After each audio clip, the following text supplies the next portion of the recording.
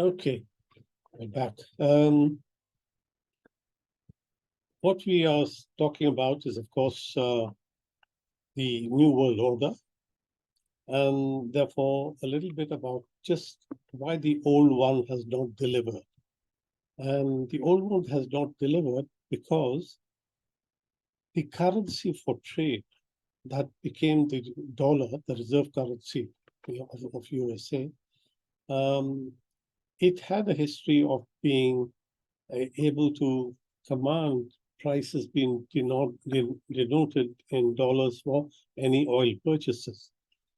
And any country that needed to purchase oil, the agreement between Saudi Arabia and USA was that it should be denominated in dollars. Now, once that agreement was done, I think it was in the 70s, the dollar had a big demand for trading by the various countries of the world. Of course, because USA was a big economy, it needed to sort of print money and therefore make available for the countries to trade in. And because the economy was quite strong as well of USA, there was some confidence in the dollar. But then what led to a very useful mechanism for trade was then utilized by USA for its own purposes for sanctioning the countries. In other words, if a country did not follow the rules that USA wanted it to follow, then sanctions would be imposed, which meant that you couldn't use the dollar for trade, and you couldn't use SWIFT, which was the bank network through which your funds are transferred. So that was a huge weapon for USA to exercise economically to try and force countries to follow its rules. And these rules usually favored USA and not necessarily the country that was told to follow the rules. So this is one of the main reasons why a new world order started to emerge. And I'm going to be talking about that. So let's look at and see.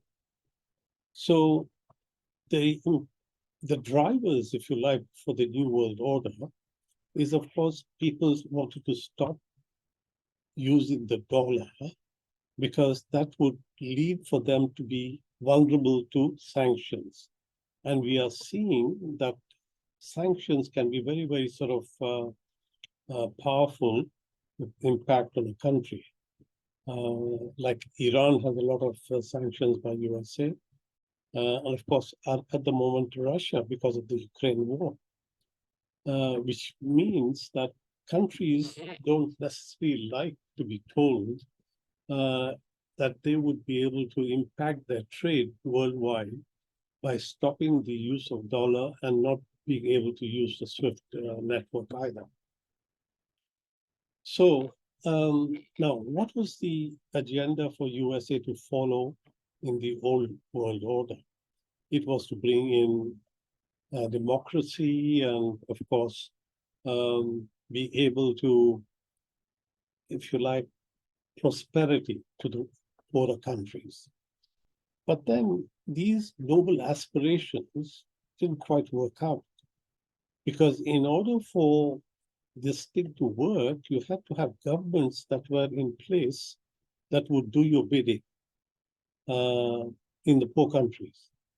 And in order for these countries to follow the, if you like, the aspirations of the West, these countries weren't necessarily cooperating, because sometimes they saw that it was not in their interest to follow those particular rules.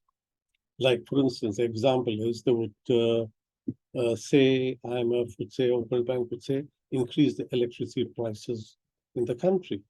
Now, it could be that the country is not able to do that for various reasons.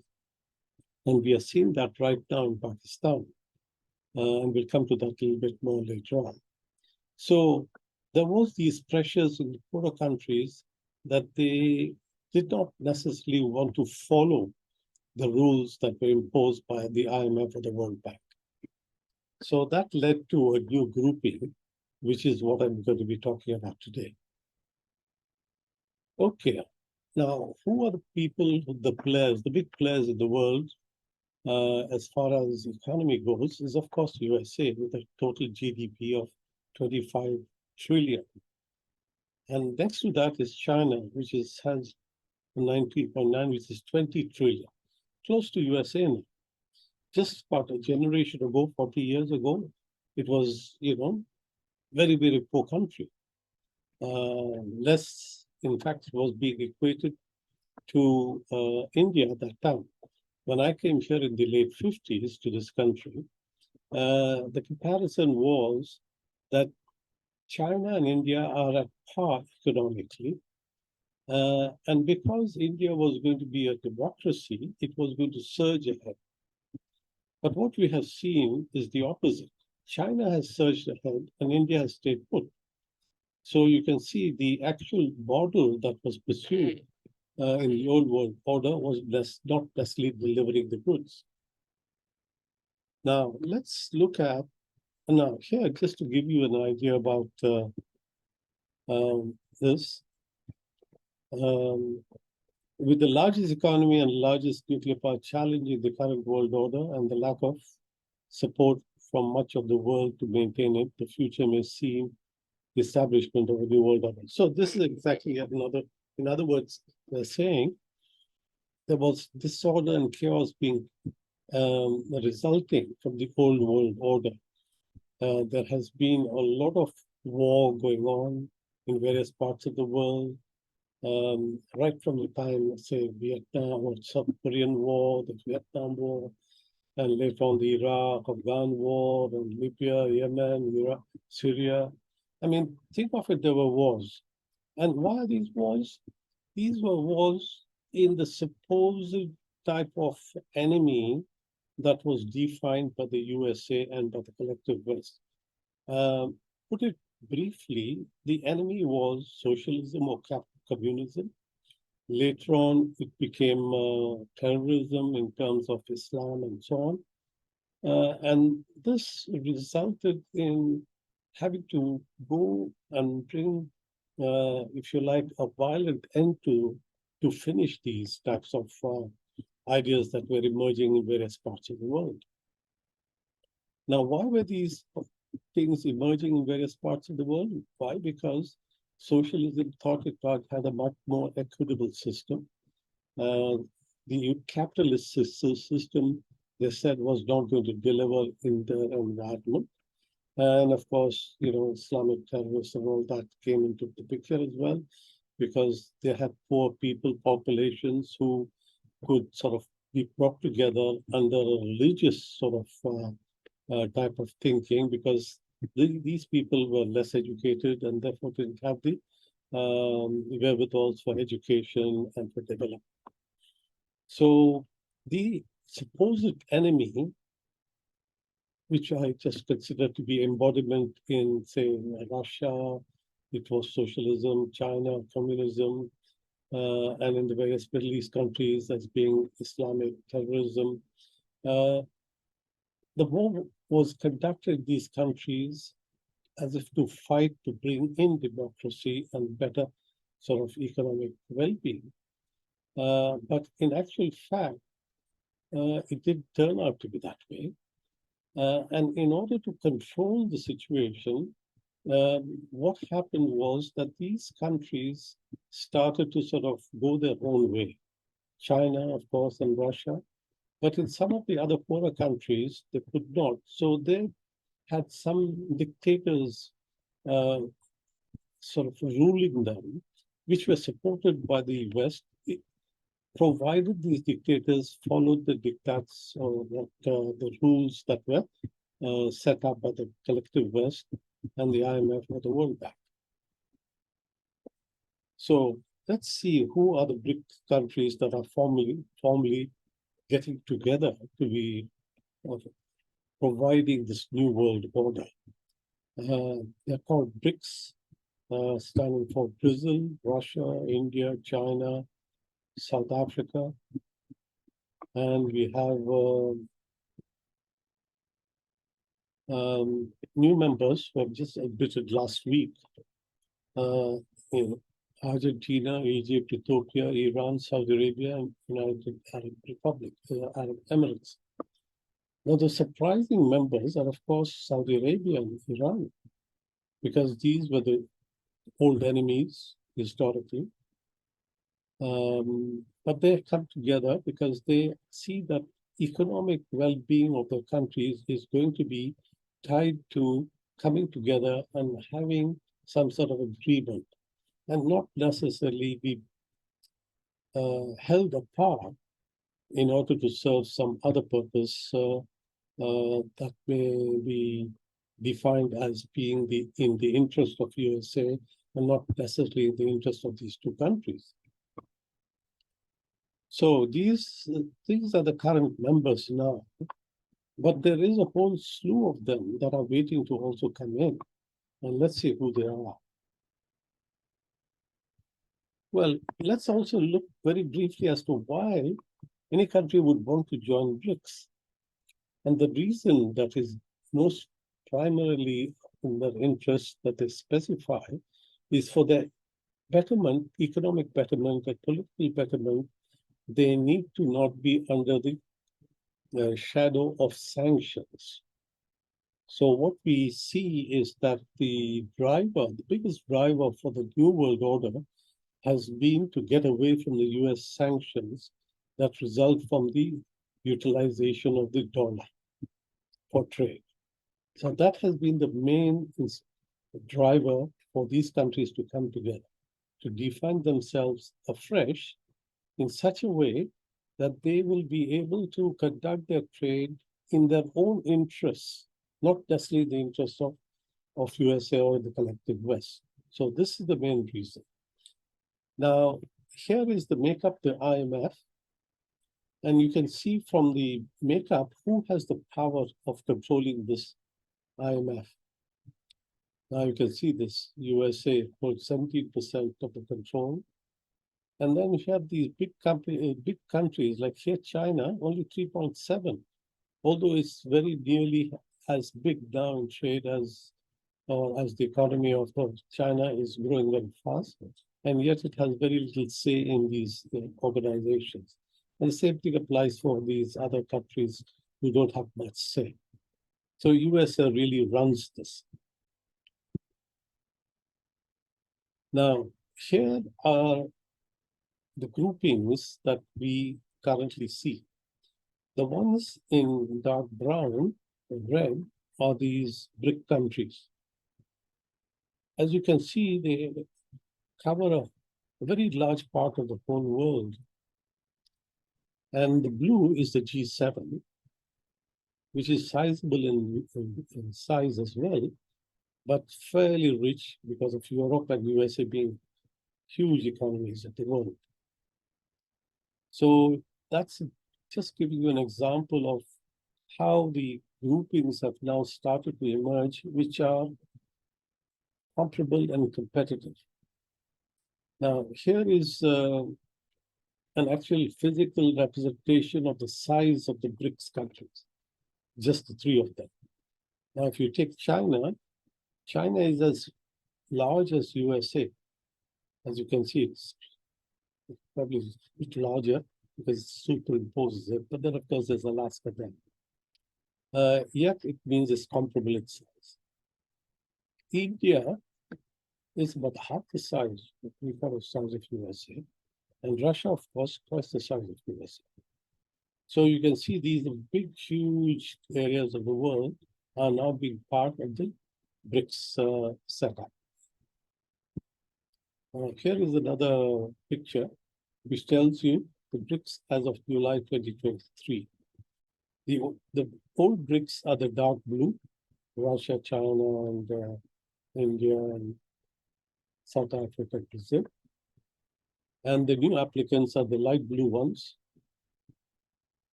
And they're quite numerous. In fact, there are about 40 or 50 of them, of the countries working here. Okay, let's look at these two blocks.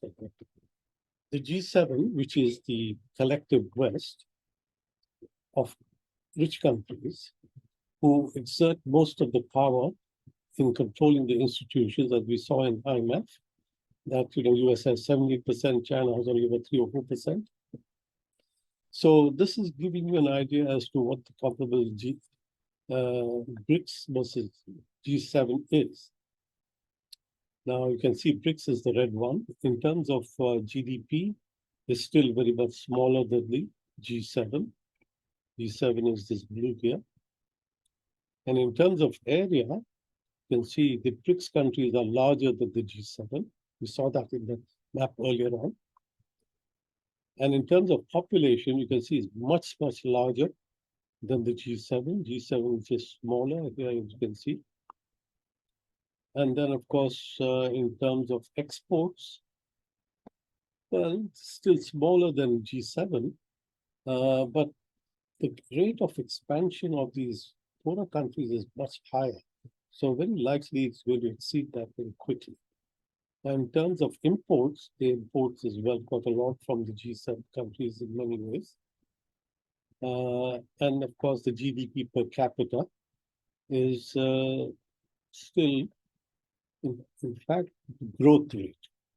So as I said earlier on, they're growing faster. So the growth rate is about 6% of and the G7 growth rate is much smaller.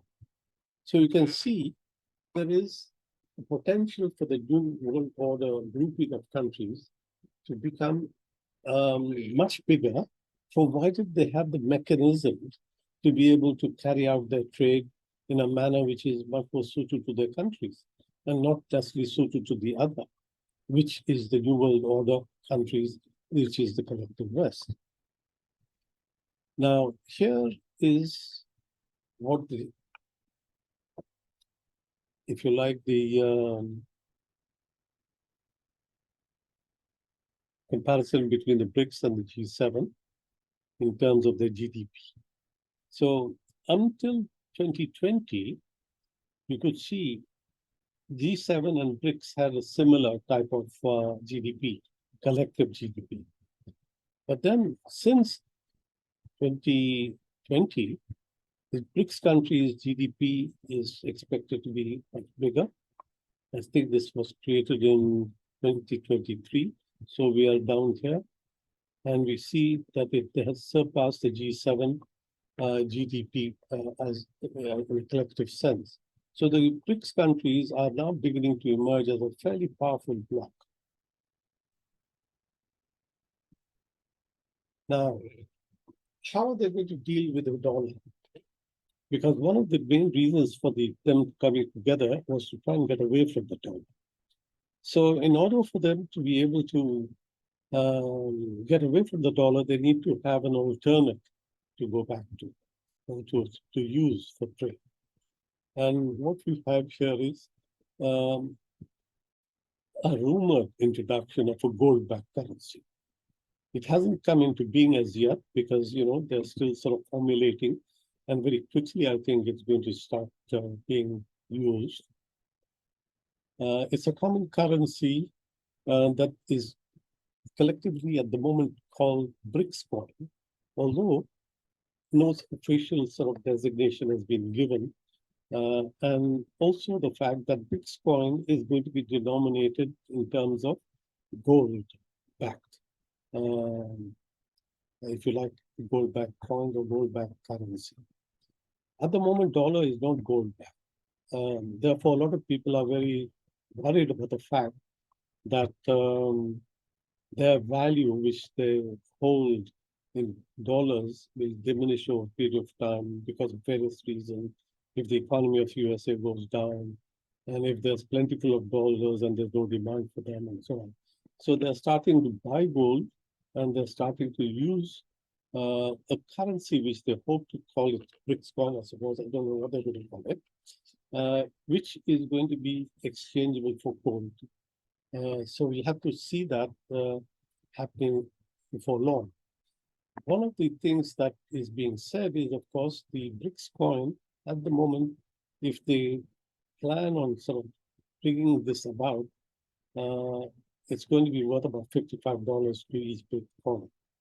We'll have to see that. It hasn't really been officially announced by the BRIC countries. Now, this is as far as trade goes. Now, we have also this new world order, the concept that the economies must be such that they are going to be able to deliver the prosperity that is expected with the new world order. That prosperity, they hope, will come through innovative technologies as well.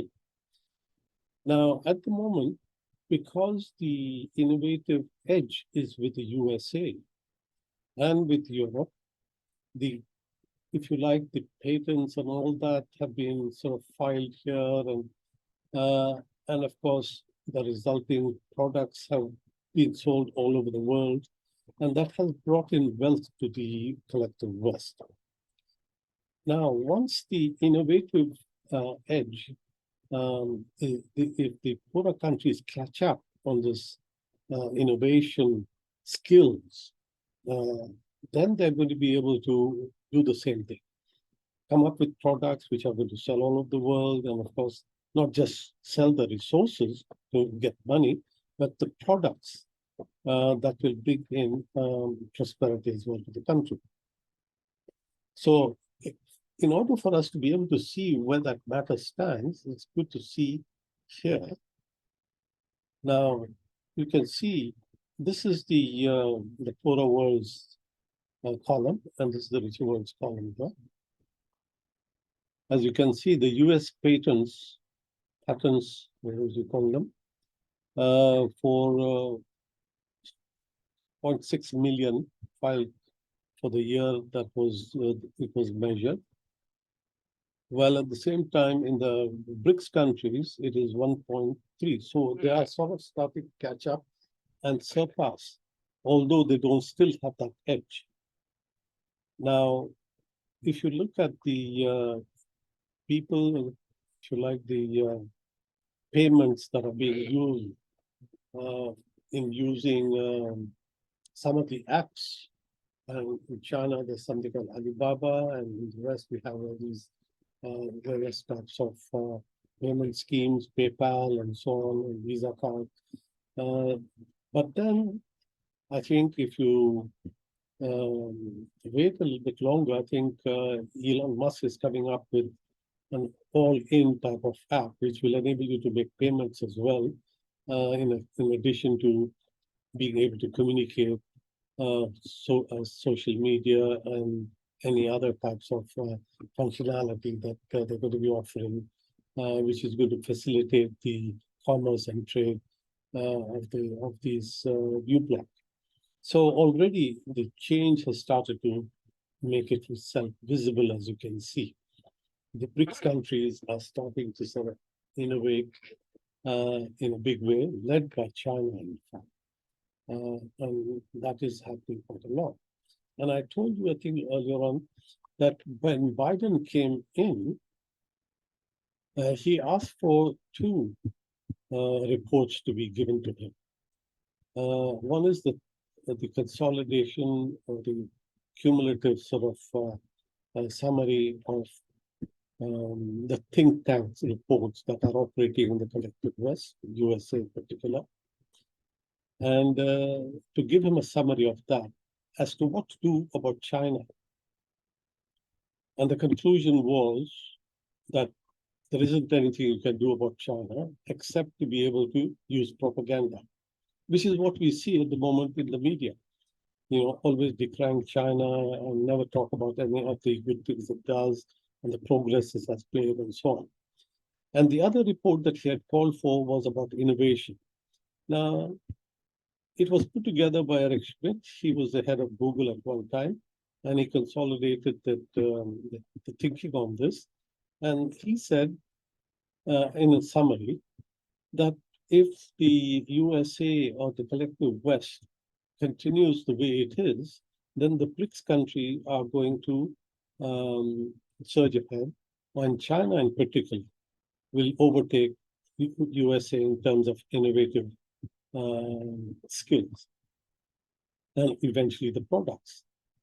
And the reason that was given was that the amount of money that the collective West was spending on R&D was not enough. Therefore, and what China is doing is spending a lot more money, and therefore has not only the resources to fund the research, because it has a huge trade surplus, close to $1 trillion, whereas all the other countries have a deficit. So China is very rich in terms of funding all this and also the infrastructure, because I have told you before in one of my earlier talks that they have a project, a global project called BRI, the Belt and Road Initiative. And that is an initiative that most of the countries have signed up for.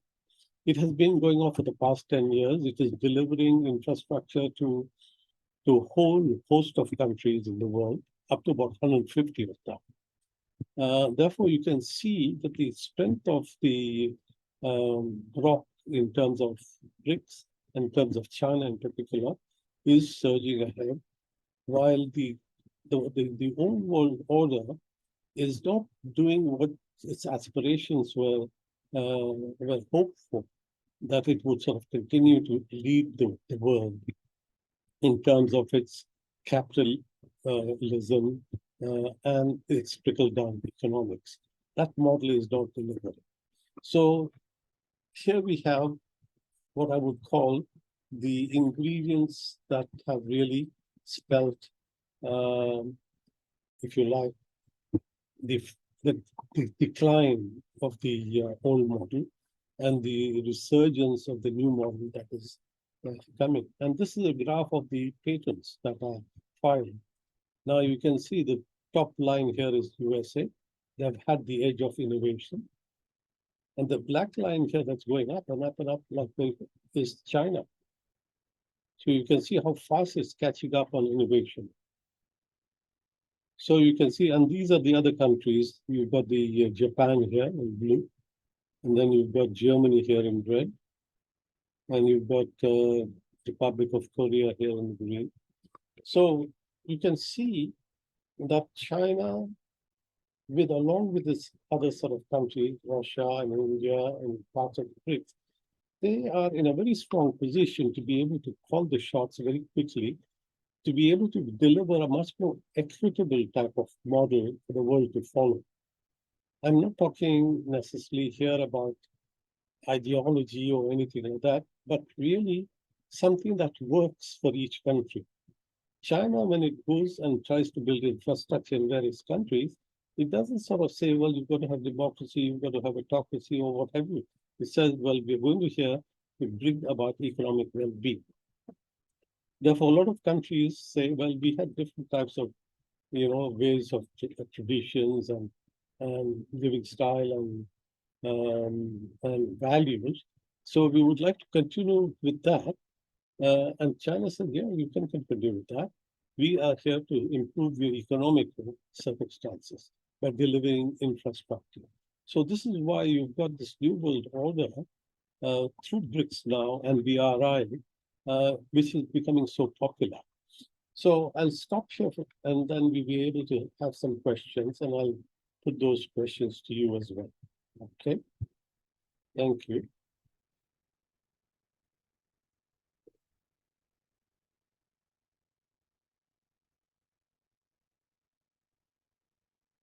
Okay. What we are seeing, of course, is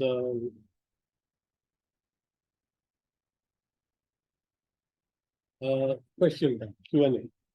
Now, because I had done an earlier version of my talk and that didn't record too well, I'm going to sort of pose the questions that I still remember, those that were asked.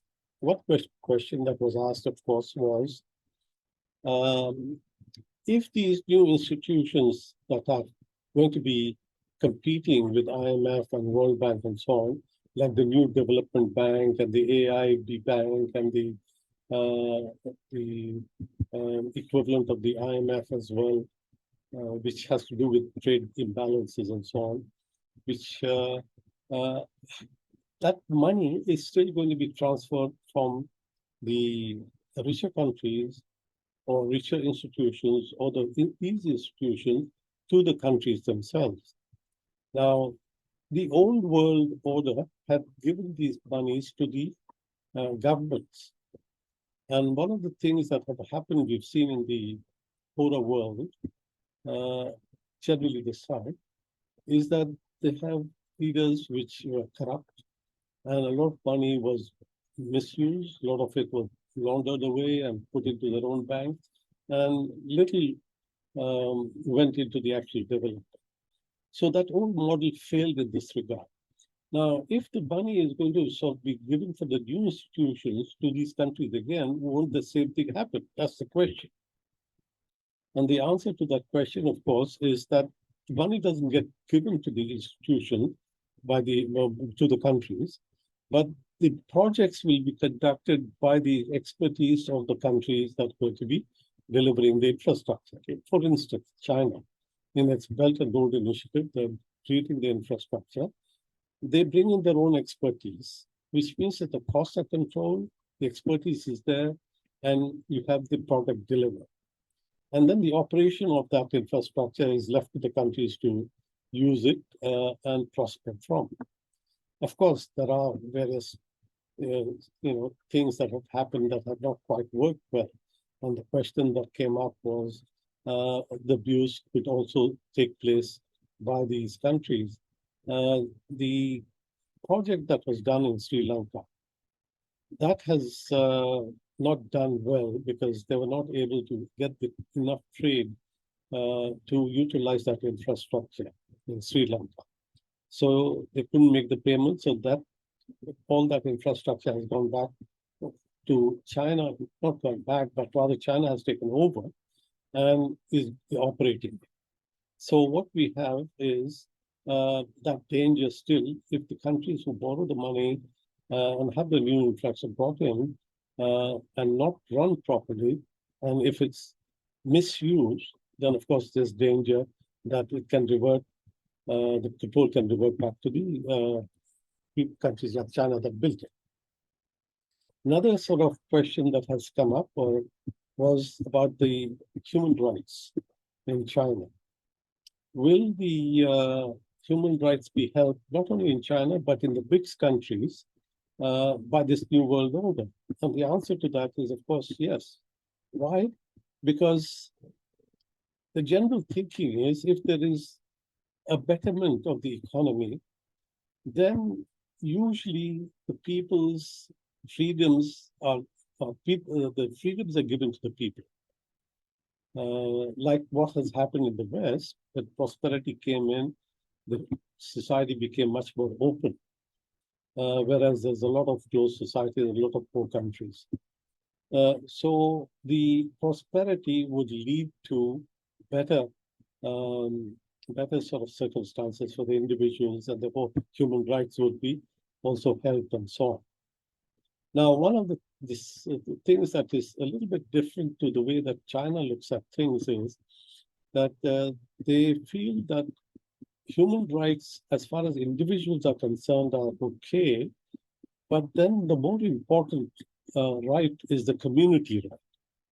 So if I were to go and stand on a pulpit and start to sort of say something in public, then I might be exercising my right.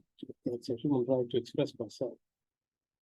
And if I'm not saying the right things and saying things against the government and so on, then they would say, well, no, the community rights are important.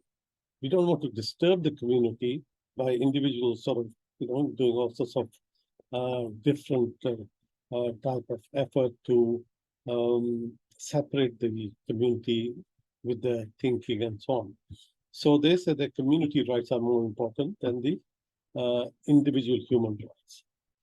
Now, there was a question that came up again regarding Uyghurs, that we are not giving them the rights in China.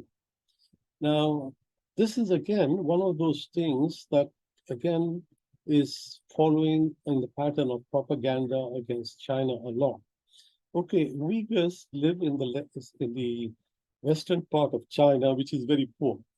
And most of the prosperity of China is in the east of the country. Now, what China is doing in order to develop this Western type of region, which has little education, is to retrain them. And they're undertaking mass retraining programs. Now, the moment they're talking about mass and, this word concentration camp started to emerge in the West. So you can see the propaganda value then starts to build up as to how China is starting to destroy a complete community and so on and so forth. Now, if you believe that, then of course one is being falling victim to the propaganda, which is the only tool that seems to be available to try and knock China down in a propaganda war through the media, through TV channels, and so on. Now, because Western China, the Uyghur country, is poor, the links are also being created to connect that region to the rest of the Asia and to the world through this BRI, the Belt and Road Initiative. So if you look at the links that are already being created, there's one that goes right down to Gwadar, which is in China, Pakistan, from Central Asia, that Western China.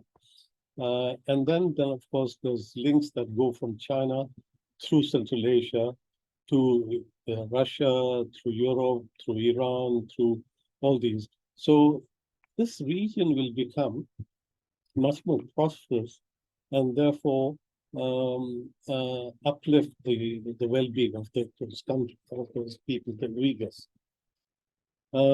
So those are the things that anyway, I've highlighted in terms of the questions that were raised. I might sound very anti-Western model. I think the reason that is so is because I'm not decrying the model per se, but the actual implementation of that model has been wanting. And the people who have been calling the shots using that model are the globalists who are the very rich, either companies or people, in whose interest legislation is made. So if you take, for instance, US elections and so on, the people who are elected are funded by big money.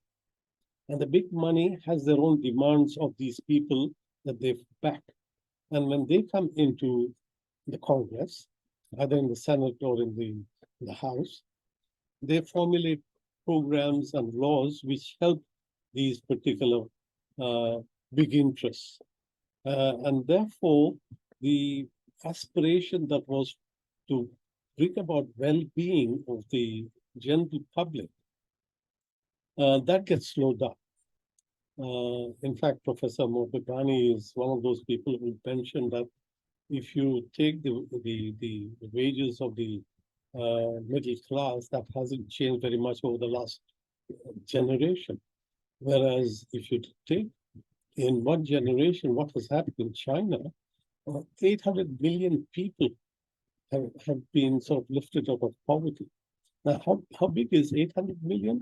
Well, that's the total population of USA and South America, North America and South America. So you can see the size of well-being that has been brought about by China for so many people, and in a short period of time.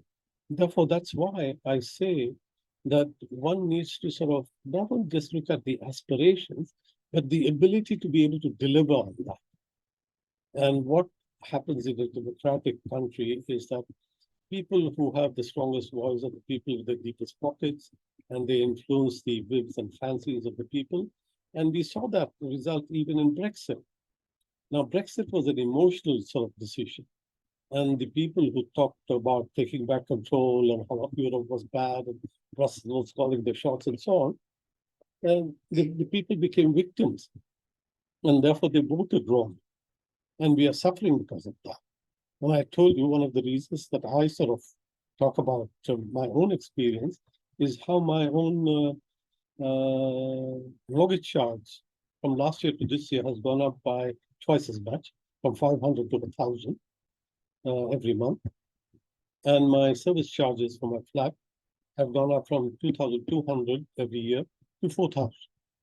So you can see the futility of these bad policies. The Ukraine war, totally unnecessary war, brought about by, incompetent leadership in the collective West, particularly in the USA.